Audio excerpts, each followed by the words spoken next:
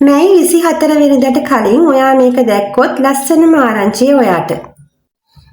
මේ කාඩ් එකෙන් කියන්නේ ඔයාට මේක යුක්තිය, ශක්තිය, සත්‍ය සහ සමානතාවය ගැන තීරණය කරන පොදුවේ කතා කරන කාඩ් එකක්.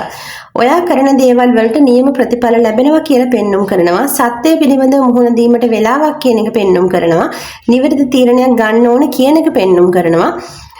එතකොට ඔයාට වැරදි කරලා තියෙනවා නම් ඒ අයට නිසි දේවල් නිසි දඬුවම් එක් වගේම සාධාරණ වාට ඉෂ්ට වෙන කාලයක් කියන එක පෙන්눔 කරනවා. ආදරය පැත්තෙන් ගත්තොත් සම්බන්ධතාවය බැලන්ස් කරගෙන අරගෙන යන්න පුළුවන් හැකියාවක් ලැබෙනවා. එක පාර්ශවයක වැරදි තියෙනවා නම් ඒව පැහැදිලි වෙනවා, ඒව ඔප්පු වෙනවා.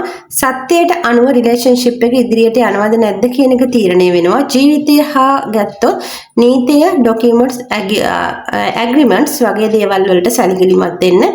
එමගින්ම නිවැරදිව සාධාරණව වැඩ කරොත් හොඳ ප්‍රතිඵල ලැබෙනවා හා ඔයාට සාධාරණ ඉෂ්ට වෙන කාලයක්.